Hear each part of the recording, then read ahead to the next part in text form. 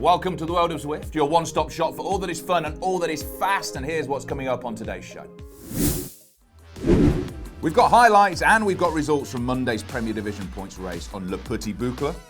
Matt Stevens and Dave Towle, they join me to talk all things ZRL, and we look forward to the upcoming UCI Cycling Esports World Championships. Vitus Pro Cycling Team Principal Sherry Pridham, she drops by for a chat. And our very own Hannah Walker, she takes us on her pro rider recon of the final course of the ZRL season. And we have that heady mix all still to come, but first let's see what happened on Monday as the men quite literally tore through the French countryside. Week number 7 of the Zwift Racing League. It is the Petit Boucle. Thrall might have timed this. Boets, who did take the win there. Ollie Jones opened up an exceptional gap, 12 watts per kilo. Very, very tight here to see who's going to get these points across this next intermediate sprint. There is the figure of the Belgian. You can just see what that effort has taken out of him. Mikey Mottram, he has moved to the front now. Chris McGlinchey isn't too far away. The first proper sight there of Lionel Villasan dropping a anvil power-up. Yahoo! It's the first one we've seen. Rick Ottomer takes the win there, just ahead of the Ollie Jones-Alex West duo, throwing down some big watts there. Oh, Muller just goes over the top. Perfect timing there. Open up a nice little lead, Elliot Holton, using that little featherweight power-up on this little gentle rise here. He's opened up a 4-second gap. That's a good little move. He's having to hold just under 6 watts a kilo. The big question is how long can he maintain that sort of power? He's still holding steady at 8 seconds. Still a long way to go though. 43 riders going into this finish, so a mass punch sprint. With only 350 metres to go, aero power-ups deployed left, right and centre. Ollie Jones comes round the corner for Canyon. An absolutely superb sprint there. A breathless finale, but all about timing. Spencer Segbrook takes the win. And there you go, Segerbrook first across the line for Team Turbo, but it is the rock and roll lineup of Canyon Esports yet again that take the win, as they are the only team in the race with more than one rider in the top 10, and that is how you win these races. One team who always have riders in the mix in the ZRL are Vitus Pro Cycling, Mikey Mottram, Chris McGlinchey. They were animating the race on Monday night, that is for sure. And their team principal is an ex-pro who competed in, yes, count them, 8 Tour de Feminims, and is now the first, and as far as we know, the only manager of a men's continental pro cycling team. It's Sherry Pridham. Sherry, it's great to have you along. Thank you for joining me. No, it's a pleasure. Now, talk me through this first season of the ZRL. How have you and the squad been finding it? Well, we had a dabble at it last year, and we were completely out of our depth, so we decided, I guess, this time last year that we were going to give this year a bit of a dig. So we had a bit of a foot in, if you like, or a head start. So we started well, and I think that set us along the way, obviously with COVID and everything. It's been great watching you race. You won the second of the team time trials in great style. How have you found putting together team time trial tactics in Zwift? Well, it's obviously a huge learning curve. We did a lot of watching and a lot of quick learning, but it's all credit to the lads, you know, a bit of chit chat before and away we went. How have you adapted then to this way of having to race in the pandemic? We sort of put it out there right at the start of lockdown, you know, that we had these invitations to race on Zwift. I didn't particularly put any pressure on the boys at all. It was kind of, you know, first come, first serve, and obviously everybody started with, we probably had too many riders at one point. But they really bought into it, and I tell you what, the excitement and the thrill was just like being in a team car, especially for me. What is it, do you think, that riders like McGlinchey and Mottram, what do you think was it about them that made them so perfect for the Zwift platform and that sort of racing? They're both what I call very versatile guys, so they don't, you know, they're not necessarily built for climbing. Both of them are big diesels and can climb and can sprint, and I think once you learn the concept of the game and understand how to ride and how to draft, Not everybody gets that first time, and I think sometimes that's what's frustrating for some people, particularly some riders who just can't hack that kind of game attitude. But both of those took to the game, or took to Zwift, very, very quickly. There's a lot of people who've wanted to make it in the pro cycling ranks, don't end up as part of club teams, just never have that pathway to making it. Do you think you'll be able to look at Zwift now and in the future and find those unsigned people, those rough diamonds who maybe would never have made it through to the ranks? Oh, 100%, yeah. It's something I looked at quite closely. Obviously looking at options through to 2021 and having a separate Zwift team or e-racing team within the road team, if you like. And you'd be surprised how many Zwifters I had CVs from who actually, because they'd seen what Chris and Mike had been doing, the team had been doing on Zwift, wanted to be part of that team, but only as part of the Zwift team. So there's definitely appetite for that, yes. Sherry, it's been an absolute pleasure chatting to you. Thank you so much for taking the time. No, pleasure. See you soon. Thank you, Sherry. Now, I often pine for those long, hot summer months, tapping out a tempo on the roads of southern France. Don't we all? The smell of lavender in the air and the sight of sunflowers in the fields. I whiz by full of soft cheese and cheap red wine. Luckily, I can now scratch that itch by taking to the virtual roads of the France World in Zwift, which is exactly what the women of the ZRL did on Monday, just without the cheese and the cheap red wine that we're aware of. I mean, could be a new fueling strategy. Week number 7 of the Zwift Racing League. It is the Petit Boucle. Godby is going to take the first sprint of the day. Lethbridge now accelerating onto the first Queen of the Mountains. Godby again is on the offensive. She is sprinting so well. 28 riders in this front group. Such was the ferocity of the pace that they went up the first Queen of the Mountains. I think it just shows how good this front group really is. Caroline Williams absolutely flying up this climb. This group are actually extending their lead now. Kulczynski and Paulus, a real dominant performance there, taking valuable points away from Team Hino there. Great teamwork there from 2020. Looks like Godby's going to take this one, using a power up just at the right time. It's going to be an exceptionally fast finish. It's all come back together. Looks as if we're going to be treated to a sprint royale here. 75 metres to go. Looks like Belfort is going to take it. Oh, Bates going to come round on the line. Belfort just holds on. No, Bates. Incredible finish there. The women's races never disappoint. Action-packed moment for moment. We cannot keep our eyes off the screen. Another man who is equally entranced by the action and the racing of the ZRL is Mr. Matt Stevens. Hello, Matt. How are you? I'm not too bad, thank you, OJ. Yeah, I'm kind of calm, collected. My hair isn't. It's got a life of its own at the moment. But no, the racing the other day was great. Yeah, it is what it is. Hair everywhere. Well, talk to me about Monday because it was fabulous. What was your highlight from across both the men and the women's? What was your highlight? Let me split them into two because I think both of the races, they were long. They were the longest races we've had in the ZRL so far. So that made for an interesting proposition. Both races just over an hour. And on Zwift, as you know, that is a very, very long time indeed. But what we saw, they obviously rode on the same course, the men's and the women, on the Petit Boucle in France. A lovely course, gently undulating with a couple of little stiff climbs in.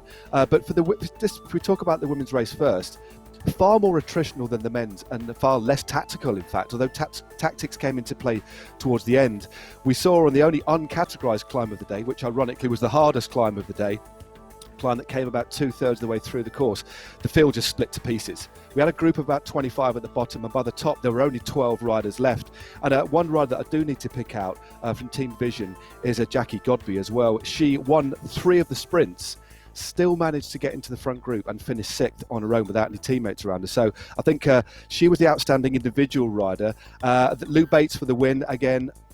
Perfectly timed sprint again. Very, very. She rode it smart and timed a sprint to perfection with a really well-timed power-up. But the biggest thing of the women's race, of course, was the dominance of Team Heine. Whatever way you look at it, whether you're a fan of the team or you're a casual onlooker, was finally broken. They've won every single race, and finally it was Team 2020 who rode superbly. And the interesting thing was they both went into the final sprint with 3 riders each. So it was down to the wire, but they took the win. So hats off to Shayna Paulus, Christine Kilczynski and Antonia Reznikov, who all finished in the top 10. A superb race. Me and Hannah nearly needed to lie down after that one, but really exciting. One of the best Zwift races I've seen in a long time. Let's talk about the men. Yep. Canyon looking dominant again. They are really rocking and rolling. Yeah, Canyon just got it right from the off, and they clearly... I mean, we know the teams communicate well. We know the teams will have plans, but Canyon Esports executed that plan to perfection. Okay, they didn't win on the night. That one went to another rider, of course, but they scored in every single intermediate sprint. They scored in all 3 hotspots. They scored in all of the King of the Mountains as well. So even before that we came to the sprint finish, it was a big group sprint finish, a very different race than the women's, as I've said before. They already had 14 points on the board, or was it 13? So they're racing these very, very tactically, and they're doing a very, very good job, and they're using their riders at the right point. So and in the end, they had 4th with Ollie Jones, 7th with Gary Muller, and then 21st with Lionel Vujasan, another rider, of course, who's going to the World Championships. But they just got it right. And rather than leave everything to the end, they made sure they gave themselves a buffer earlier on in the race by making sure they were aggressive and deploying riders that would then give opportunities for other riders to rest up. But I think another rider I do need to mention as well, Elliot Holtham, the Canadian, who went on the attack with 10k to go and only got caught with about 1,500 metres to go. That was the ride of the day. Which we don't see. We don't see often. We don't see breakaways, do we? He got about 15 seconds, which in Zwift racing, when you're averaging like 46, 47 k's an hour, that was an exceptional ride. Okay, got mopped up near the end, but I think there are a few teams heading into the last couple of k's that were getting a little bit worried, but that was a wonderful individual performance by him. So hats off. We've got 1 week left of this first Premier season, which I'm very excited about. What are the battles do you think we're going to see over this final team time trial next week? Well, in the women's, there's obviously Heine have been dominant. They've won every single race, but I think there could possibly be a bit of a reshuffle for 2nd and 3rd overall. So everything to play for. And again, it's tight at the top. All we need is for one team to have a bit of a bad night, and we could see a different winner in the men's as well. So I wouldn't say it's exactly gone down to the wire. There's about 3 teams at the top of the divisions who have clearly been quite dominant and have performed, consistently well over the 8 weeks. But not the key thing for me, but the most interesting thing for me, and this is what I love about this new league system, is the fact 3 teams are going to be relegated, and next season we're going to see 3 new teams. So there's a couple of teams who are done and dusted and are going to end up in the drop zone, but there's a couple of teams who are fighting for their life. So that team time trial is going to be more nervous than usual. That is for sure. Now, Matt, some other very exciting news landed in the world of Zwift this week. We've been waiting for this with bated breath. And on Monday, well, we finally got to know more about the biggest event on the virtual racing calendar this year. The UCI Cycling Esports World Championships are coming on the 9th of December. Stick it in your iCal, write it in your diary if you're old school. And we spoke to a few of the riders who are going to be taking part in what is a momentous event to get a sense of what it means to be fighting for those rainbow bands on the roads of Watopia. It's honestly hard to put how I feel about it into words. Yeah, it's huge, you know. It's something that I don't think's ever been done before. Kind of historic moment. Just to be involved in the first World Championships is incredible. If I am lucky enough to have grandchildren sometimes, I can tell them that I was participating in the first ever World Championships. It's a really exciting time for e-racing and Zwift. It's already an accomplishment. It means a lot and it brings a lot of credibility to whoever wins. To have it be here, finally, and to be included in that event is just really meaningful to me. Representing my country is another first for me. Always wanted to race for USA Cycling. Anytime we get to pull on the Irish jersey is fantastic, and being the sole representation for Ireland in this new event is fantastic and a huge honour. So I hope I can do the jersey proud. I'm looking forward to see my avatar with the Belgian jersey. And I'm really happy to get this possibility to race for my country in the first World Championship. It's just a really proud and satisfying feeling. I got my USA Cycling National Team kit just today. It made me a little emotional. It's a privilege to just representing your country, and it's a moment that is really different than usual. I can't wait to put on the virtual stars and bars and represent the United States of America. Humble, proud, nervous, but I also feel I kind of deserve it because I've worked really hard on this. The guy who's gonna win that jersey is gonna be an ambassador for the discipline. It's a very easy way to explain how good someone is at something when you can just say that they're world champion. I think it's what everyone that's competing in it is dreaming about, and I'm trying not to think about it too much because I just want to stay focused on the race and the training and preparation for it. I want to win that jersey more than anything right now. I don't know if I even have words. I would probably cry and scream, and I don't know. It would be a huge honour if I was able to pull it off on the day.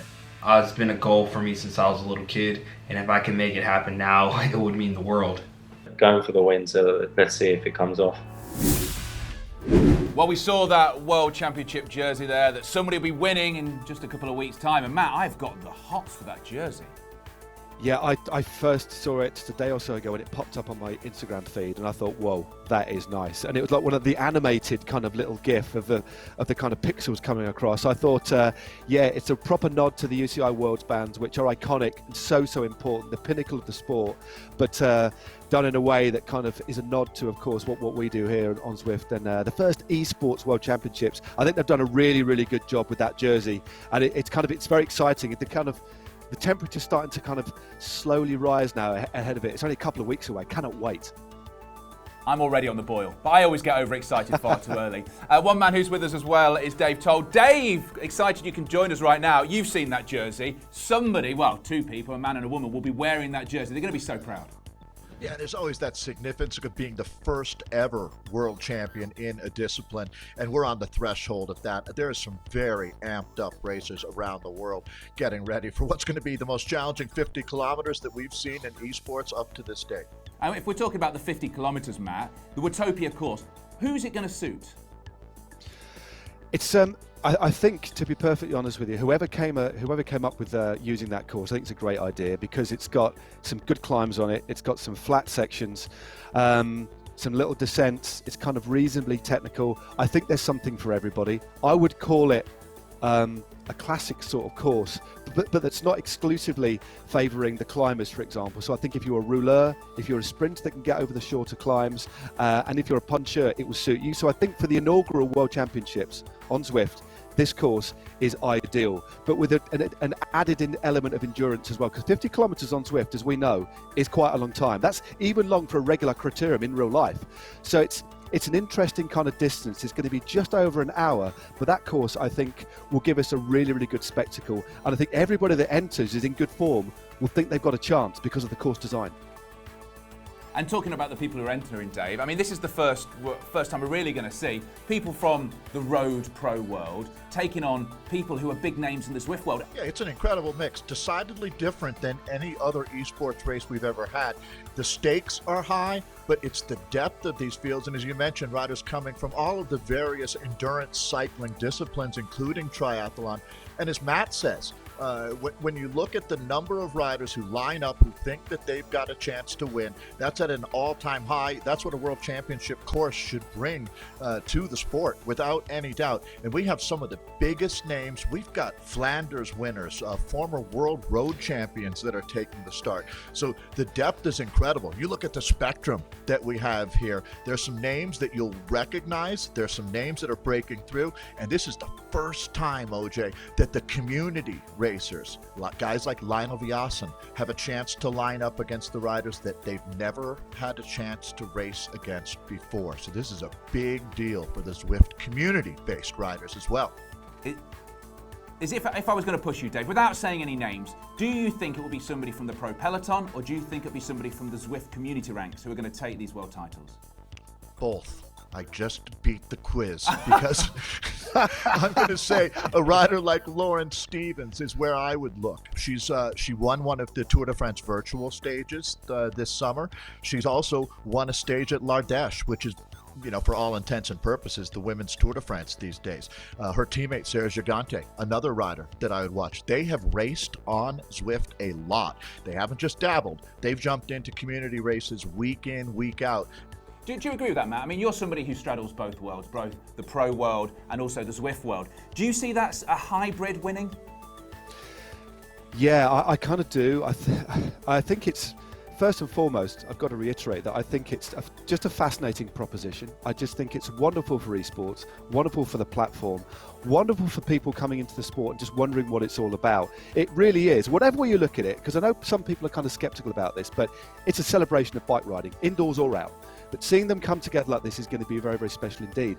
But I think, I do echo the sentiments of what Dave's saying there. I do think the win should come from a rider who's probably got that road experience, but also a regular rider on Zwift. And again, just sticking with the women's side of things for a moment, another character that I think could shine and could get a medal, could pull on that jersey, Ashley Moolman-Passio from CCC, the South African, who because of lockdown took to Zwift, but took to it like a duck to water and ended up winning pretty much all of the Zwift classics and a stage in the Tour de France as well. And she's one of the finest road riders in the world.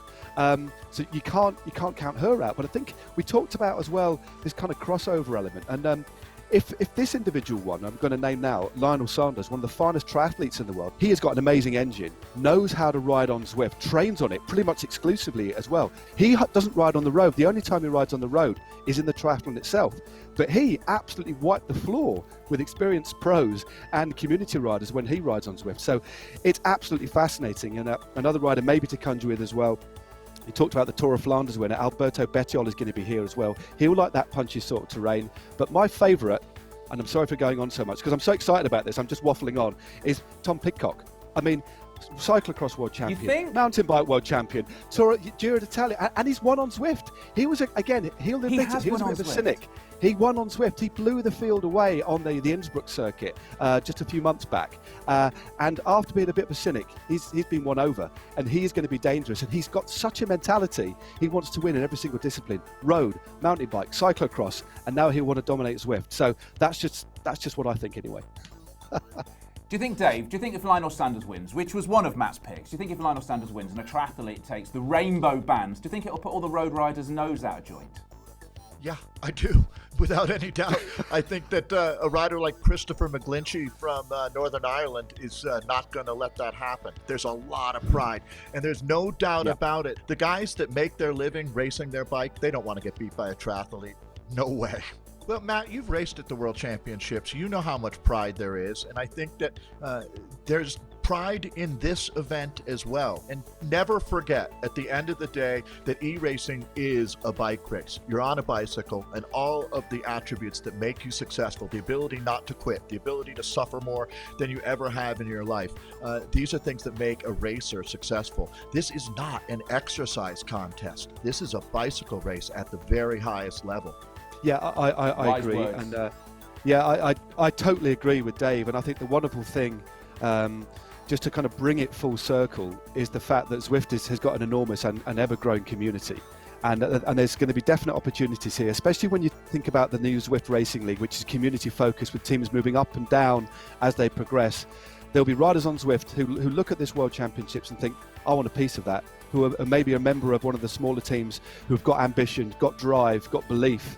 And the beautiful thing about this is that riders from all disciplines, across all anybody who rides a bike, who's good at it, can jump on Zwift and fight for that jersey. And I think this will just grow and grow and grow. And it's just a celebration of coming together, which is we need to remember that in these difficult times. That Zwift isn't here to compete; it's here to bring people together. And when you look at the lineup in the World Championships, they've done it right. I am so pumped for this. It's going to be great.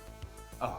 Exactly, as Matt says. I'm also over pumped, and it's still more days away than I care to admit to. Dave, Matt, thank you both.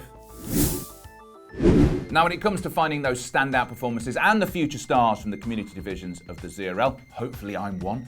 One woman who knows what she's talking about is Anna Russell. Her weekly roundups have brought us news of Team Relentless absolutely owning it in the APAC region almost every week. So we thought it was about time we heard what this team of promotion contenders had to say for themselves, and who better to ask them the hard questions than Anna herself. Can you give us a bit of a rundown on Relentless, where you guys came from, your origin story? And I personally want to hear a little bit about where this anarchy and chaos tag came from. Relentless started where a lot of teams are starting these days. We were originally all members of Dirt, the Dads Inside Riding Trainers, which is now, I think, the biggest club on Zwift. We knew from the beginning that we were more organized than some of the other club riders out there on Dirt, but we had to be more aggressive to compete against some of the pro teams. We really had to surprise them to get our spot solidified within the races. So that's where Relentless's sort of chaos and anarchy design came from. And it's an insane group of guys, and I think if you had an eye on our Discord servers, that would prove itself out tenfold. I think, if you came from Dirt, that means you guys might be dads as well. So I'll start with you, Greg, but how do you find Zwift and fitting that in around family? I'd say becoming a dad was probably one of the most integral things in my adoption of the now Zwift lifestyle. And when I was looking at Relentless, that was like one of the things that sold me on it. I mean, our team wakes up for these Zwift Racing League races at 3 a.m. And it's just like, well, why do we do that? And it's like, well, because at 7 o'clock is bedtime for all of us. And so we want to be there for our kids and our wives. So into the racing, do you come in with a set strategy, or do you sort of come in with ideas and then just see how everything pans out? Yeah, so that's one of the things I think I appreciate most about being on Relentless is that everyone's, I guess we could use the word obsessed, but we're very into it. And so we talk about it all the time. And on Discord, we're constantly going over strategies. Usually even a week out from the race, we're already talking about what we're going to do. What's the future? What are you guys sort of aiming to do with the team? If you're sitting in, I think, second at the moment, but you're pushing pretty close to first. Are you aiming for that spot in the Premier Division, or, where do you see this going? Yeah, I think a spot in the Premier Division would be key, but we're also looking long term. There is a ZRL. There's also a lot of the Pro-Am events that are coming up, and Greg and the guys are posting times that would be right up there with the leading teams in both of those scenarios.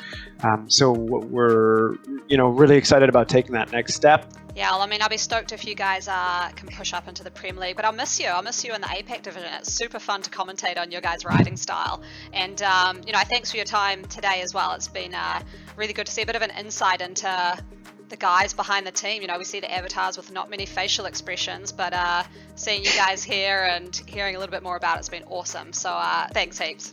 Yeah, thanks, Anna.